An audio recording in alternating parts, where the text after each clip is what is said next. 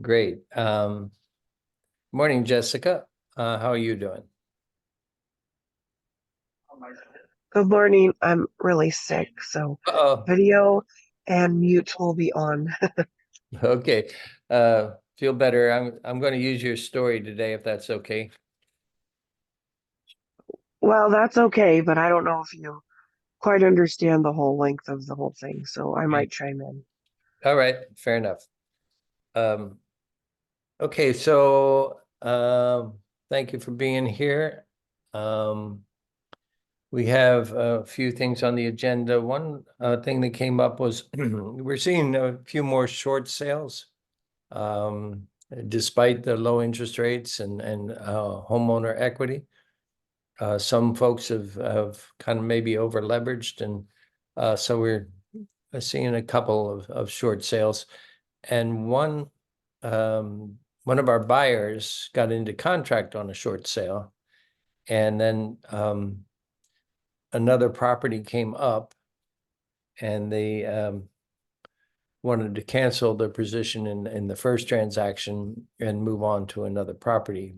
Um, so we had to go and look at the short sale addendum closely, um, which is here.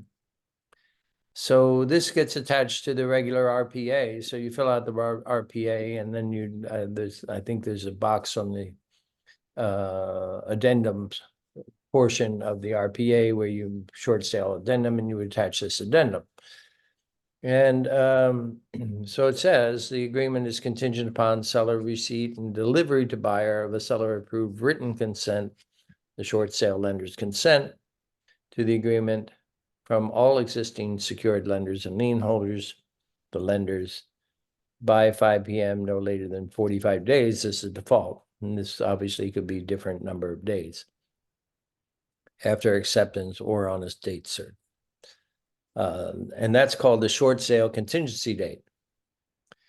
And it says if buyer or seller cancels the agreement prior to the short sale contingency date, that party may be in breach of the agreement unless the cancellation is made pursuant to some other paragraph in the addendum or in the agreement, whether or not time periods in the agreement have commenced. So in this case, the buyer's wanting to cancel this period, the short sale contingency date had not yet been reached. I think they were 30 days into the 45 days, but the buyer wants to move on to another property. So the caution is that they may be in breach of the agreement unless the cancellation is made pursuant to some other paragraph in this addendum or in the agreement. So if they have contingencies in the agreement, such as inspection contingencies, and that would be the most likely one, under which they would say they're going to cancel because they decided they didn't like the property. That's allowable. That they looked at the property further and decided they didn't like it. That's part of the inspection contingency. You don't have to have really any more explanation.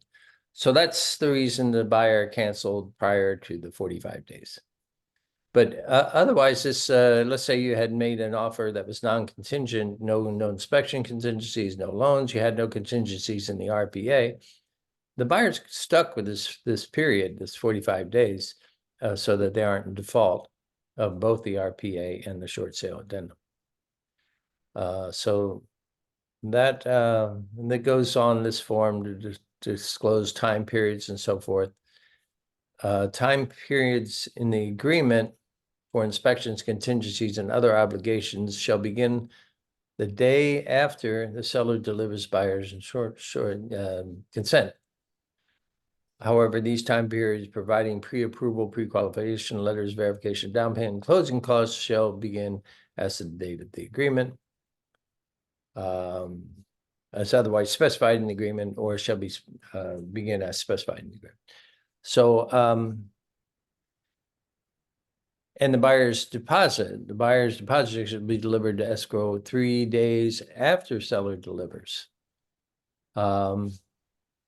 or if checked here as specified in the agreement. So if the buyer may not even have put up their deposit here unless this option was chosen that they were going to do it within 3 days of acceptance of the agreement.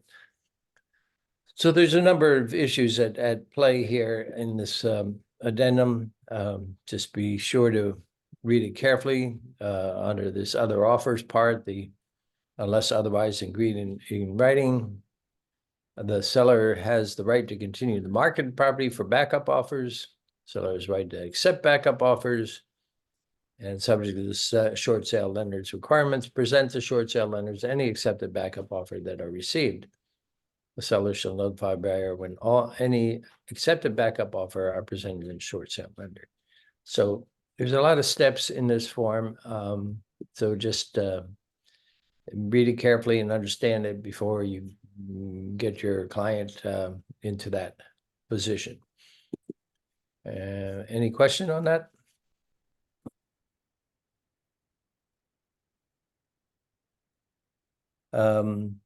So following that, there was a further question in one of our transactions of the buyer's right to cancel. And as long as they have their inspection contingency, there's really no requirement to state why they're canceling. I mean, the listing agent may ask why. And I mean, it's fair enough just to say, well, they changed their mind about this house. They went back and visited it and didn't like it. Or, you know, something innocuous like that. It doesn't have to be because they got reports and it was too much and they didn't want to. I mean, I was surprised, but there was we have one buyer in escrow, and they saw the property for maybe an hour before they wrote the offer. The offer got accepted, and they never went back to the property until, you know, after the, you know, it was accepted. Most buyers I know at least visit the property a couple times before writing an offer. This party just spent an hour there, wrote an offer, and then went back to it, and they found things they didn't like. So, I mean, as a buyer's agent, you probably want them to kind of spend a little more at the time at the house before writing the offer, so you don't run into that situation. Anybody got experience with that, where your buyers made a quick offer? And I mean, we've all seen buyer's remorse, you know. So any particular examples you want to share?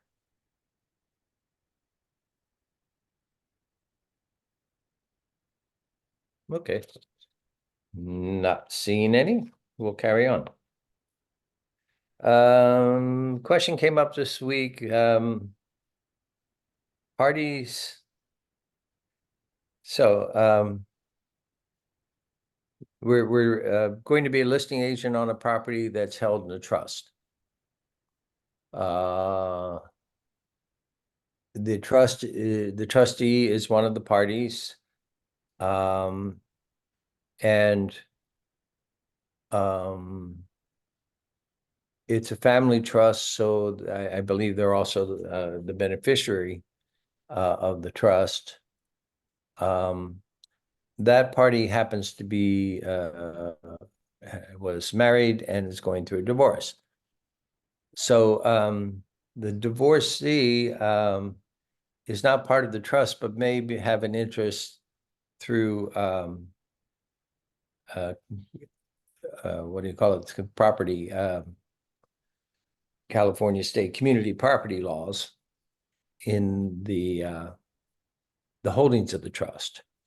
So the trustee wants to wants to have the party, the divorcing party, sign off on the agreement, which is okay, but they have a difference in price. So our agent asked, well, since the two parties haven't agreed on a price that's acceptable to both of them, can she just write to be determined in the listing agreement, and wait for that to be settled and then insert the price. And the short answer is you can do that, but you don't have a valid listing agreement. So if what you're trying to accomplish is a valid listing agreement, then you better put a price in there. It's an essential element of any contract, either a purchase agreement or a listing agreement, that the price be something you can determine.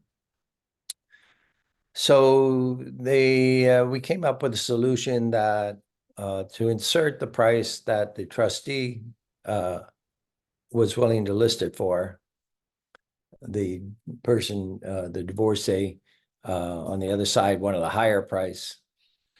So and put in language in the listing agreement that says seller reserves the right to modify the price prior to putting the property in the multiple listing for sale. So we put a price in that was a fixed price, but they reserved the right to change it. And we have obviously the exclusion from the MLS form until the property's ready to go. So that's kind of how we handled that matter. But you can't put to be determined in the price block. You couldn't be, the same thing around a closing date. You have to have a closing date that's can be calculated and figured out. Just know those are essential ingredients of the contract. Any questions on that?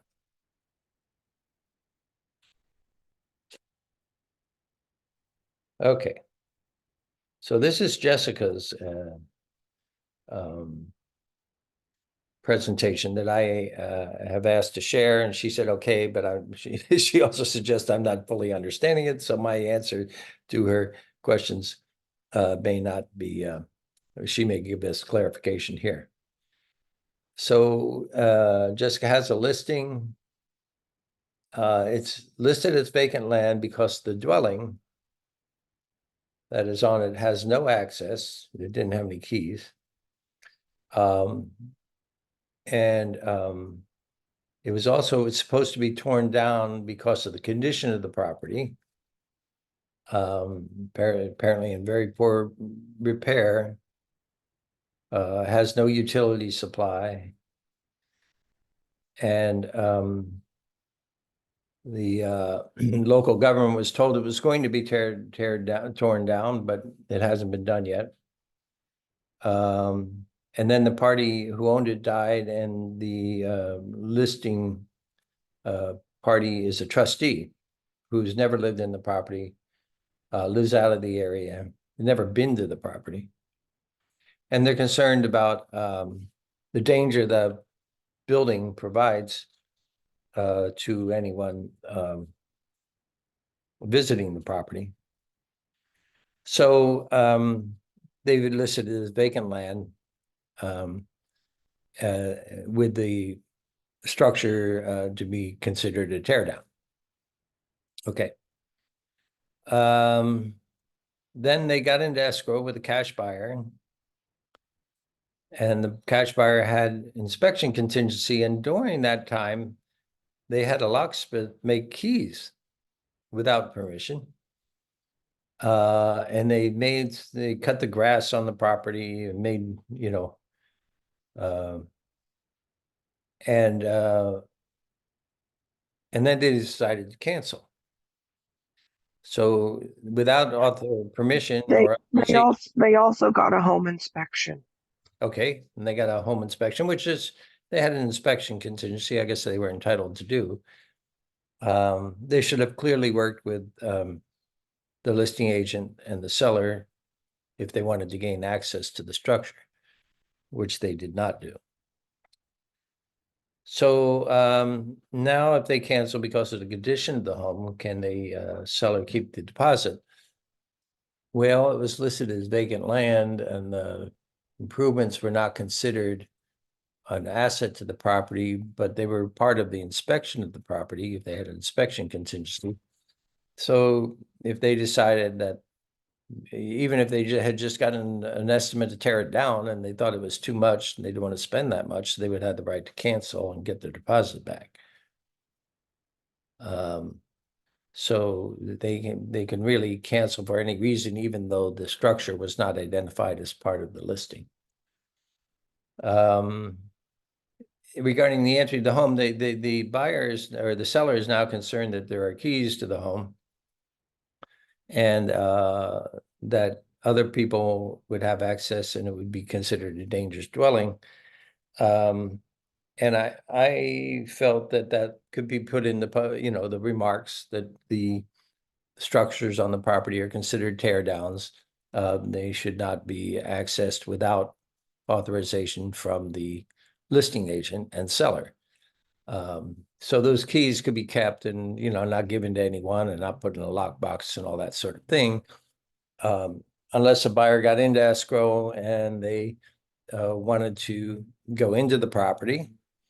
And then it was my opinion that an appropriate waiver and hold harmless agreement could be created to protect the seller and us in the event that buyer went in there and fell through a hole in the floor or broke a leg and did, something bad happened, that there would be a hold harmless agreement around that. So we haven't crafted that hold harmless agreement yet because there's not a new buyer asking to go into the property at this point. But if a new buyer comes along and they want to inspect the property, that would be the steps we would take. So that's pretty much how that scenario worked out so far. Jessica, is there anything you want to add to that, or any concerns that we aren't addressing that maybe I missed? It's more or less just the liability, like you discussed, for the hold harmless for the seller. Yeah. This dwelling is, I mean, if the wind blew any harder, it would probably fall over. Every Right. time I've stepped on the porch, which is twice now, I have fell through the wood. It Uh-oh. is extremely dangerous. Yeah. And for them to make a set of keys now that, you know, it's just ridiculous to even let any. What if the whole entire thing fell on someone and they died? Like, Yeah. Yeah. I don't think that document is gonna, you know, be releasing someone a death on the property, from liability. It's pretty dangerous. Yeah. Well, Plus the only fungus or other, mold or asbestos. I mean, the home yeah. inspection they got says it needs to be torn down, and it's horrible. So Yeah. Well, hopefully that'll keep another buyer from asking to access the structure, but we'll just deal with it when they do, or if they do. I believe you can craft a hold harmless and agreement that would be sufficient to cover the seller under any condition, death on the property or anything. So it would be we'll just deal with it as it comes up. But the alternative is actually for the trustee to have the property, the structure torn down. But that would take some cash, and apparently the seller, as a trustee, doesn't want to acquire insurance on the property and doesn't want to spend any money on the property. So there we are. We got to deal with what we got. Any questions on that?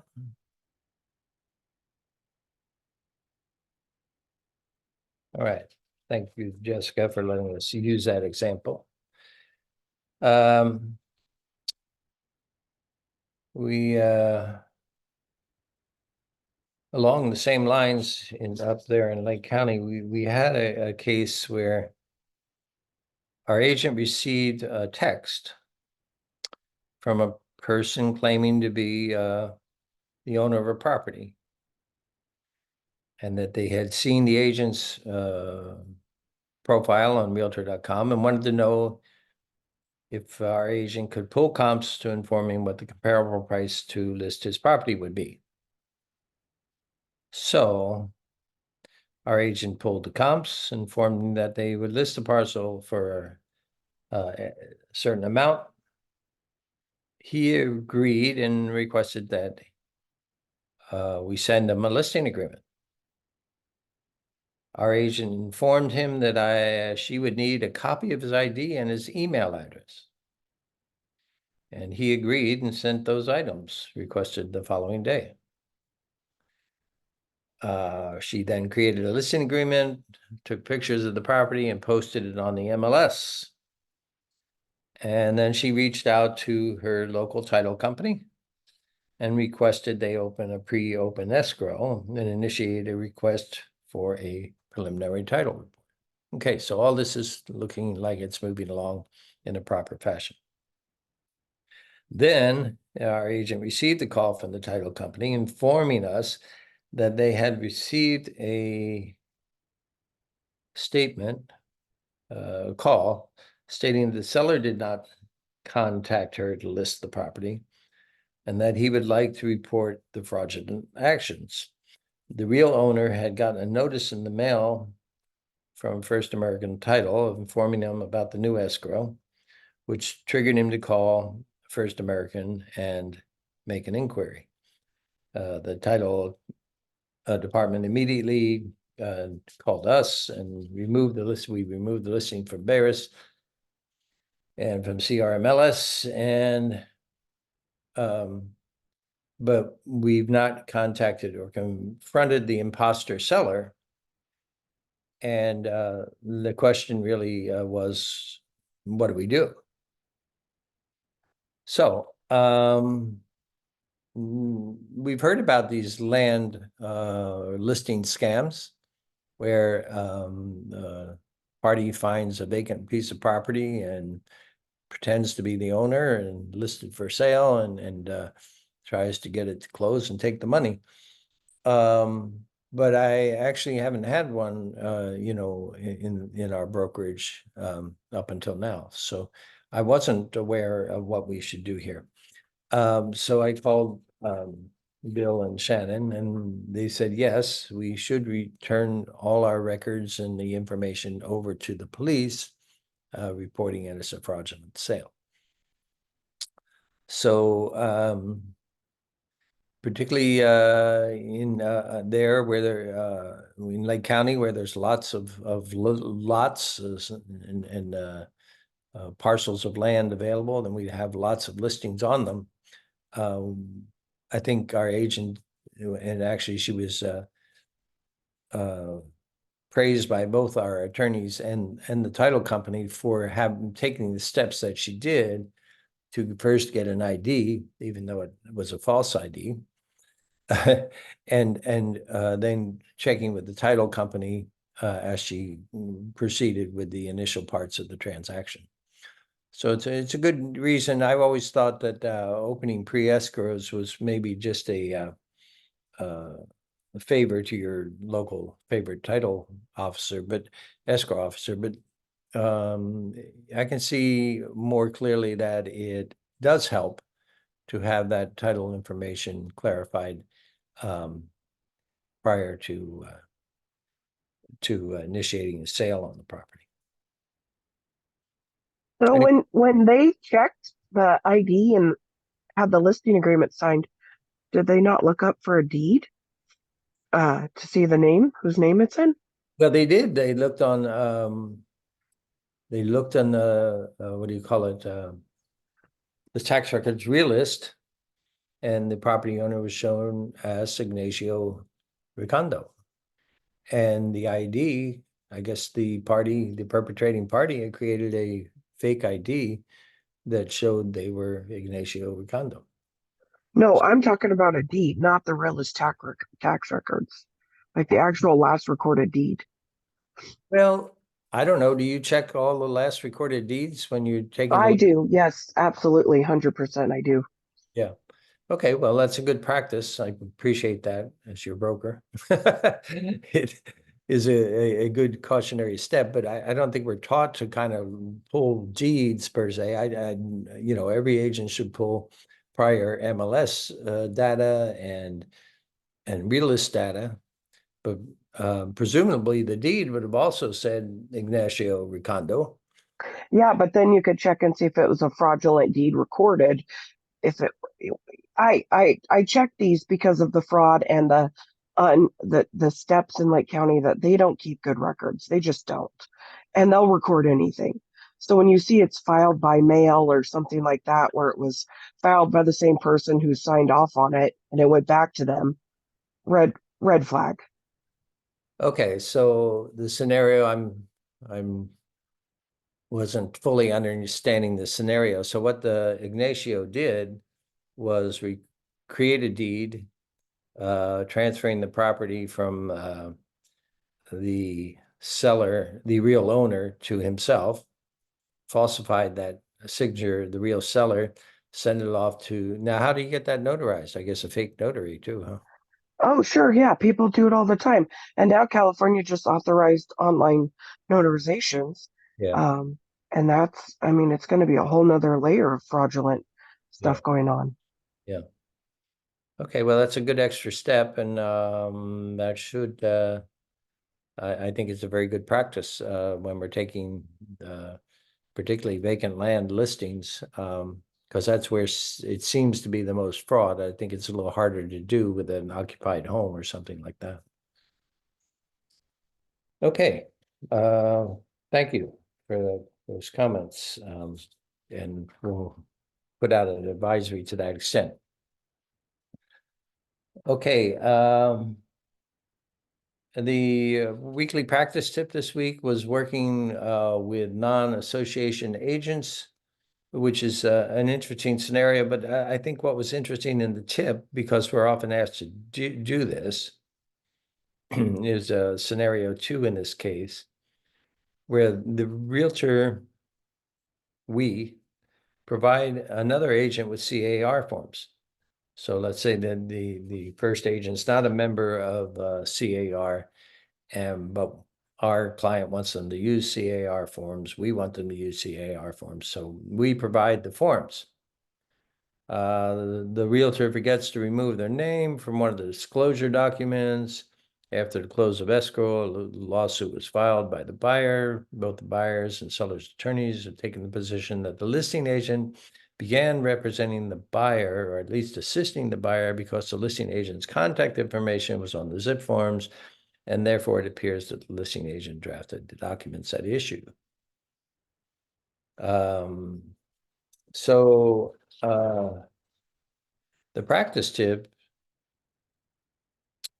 if a non-realtor or in let's say we're working with a sale by owner, and we're representing a buyer, and the owner doesn't, this for sale by owner doesn't have the appropriate forms.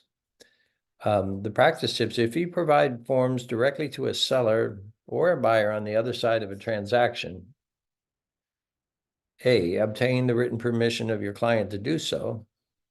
Send those forms with a statement that you do not represent that party, cannot give them advice, and are doing so solely for the benefit of our client. And also ask that other party to sign the appropriate buyer non-agency agreement or seller non-agency agreement as appropriate, confirming that you are not representing that party. So sometimes we are asked to provide forms. In this case, they did so without taking their name off it, so they could, that was a problem. So be sure if you're providing forms to remove your name from the pre-printed forms, and take these other 3 steps of removing, getting the permission of our client to provide the forms, sending them with a statement that you're not representing that party, and have them sign the appropriate BNA or SNA form. Any questions on that? That does come up every once in a while. Finally, we have a case where our agent's representing a buyer, and they're looking for condominium, and they found one they liked. They are planning to obtain FHA financing because the it's a lower down payment. And they were pre-approved for the FHA loan. And what does our agent need to confirm? Anybody? Well, they need to confirm that the condo or PUD is approved by FHA, because FHA requires that, the approving the condo before they'll make loans in that complex. So our agent asked about that, and the listing agent said they didn't know. So and there was a property manager, or association manager we tried to contact, and they didn't know.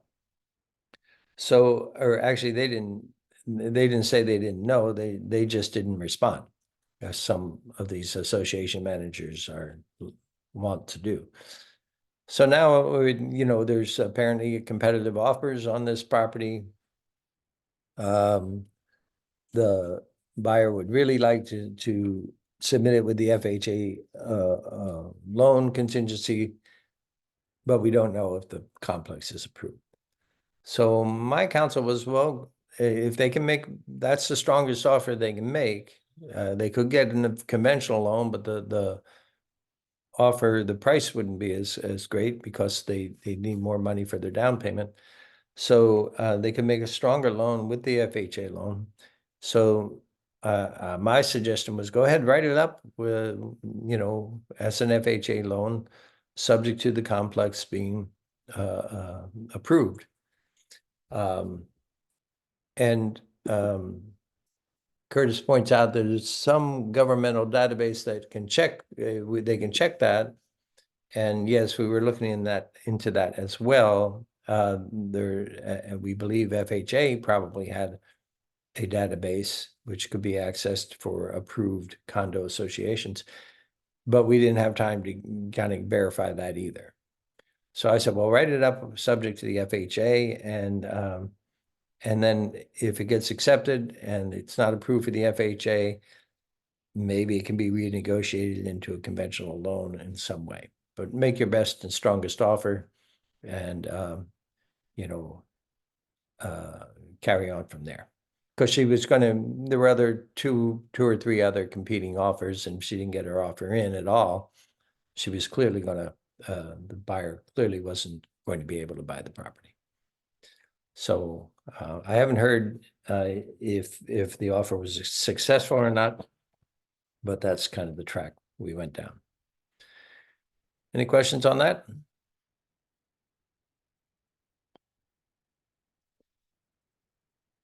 All righty. Those are the items I had today. My email this morning contained the link for you to pre-register for the spring legal update, which is this coming Monday at 9:30 with Broker Risk Management. And they had a nice array of topics they're going to cover. And they're always available for Q&A during those sessions. So please register, take advantage of that, keep ourselves up to date. And if you, I'll send out that link one more time with the recording, but it was in the email I sent this morning. Jessica, I know you were at CAR meetings. Was there anything of consequence there you want to share? They were just pushing no on, I think it's SB 1462. Actually, I have it. No on SB 1462. That's what our push is right now. CAR is opposed because it's allowing which we don't have it here in Lake County, so a lot of it was something that I don't deal with, but I listened and paid attention to, where they're trying to pass this bill to allow developers to keep buyers' deposits for building the home, that for new construction, developers doing new subdivisions and you put down a large, down payment, they're able to use that to help build the product, yada, yada, yada. Well, when they can't produce, say the seller's at fault, they get to keep that deposit, even though they've, the liquidated damages clause is in there, but not apparently with this bill, they're trying to pass not with developers. So they're really opposed to that. They're like, no, buyers have their right to cancel. They should be able to get their deposit back. Developers should not be able to keep it. So we are very opposed to SB 1462. A couple other hot topics I can email you just Okay. to make sure that you know what they are. They're not bills or anything like that getting passed. They're just things coming down the pipeline to pay attention to for homeownership. And it was really nice to mingle and have a good time at the same time. I recommend anybody can go. It's a lot of fun learning, and we got to talk and do a Q&A with our CC Aguilar in our region for she sat there and listened to our concerns, and she's very open. She's from a rural community, so it really helps to be able to talk to her, and she understands where we're coming from, and she very much so is for homeownership and things like that to get more people into homes. I know a number of agents are very concerned about insurance, property insurance availability. Was that brought up Yeah, in?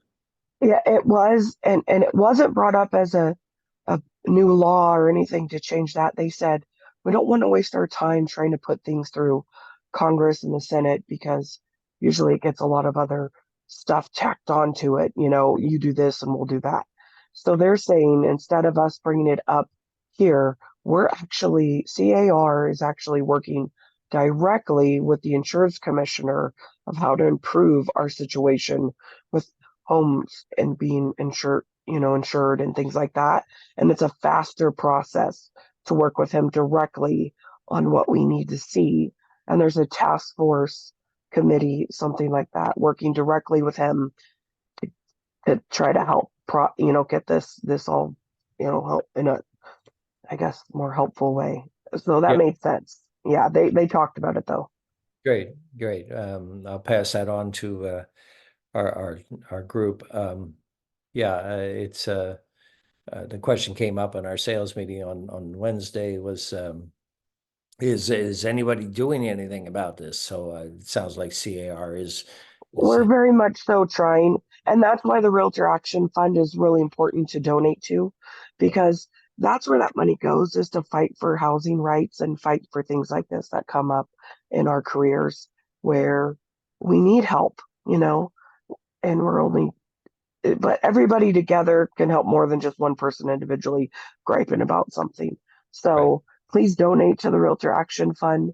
It's an amazing cause and it goes to good things to help us, keep our jobs, our careers, and home ownership in California. Great, great. Thanks, Jessica. Take care of your cold.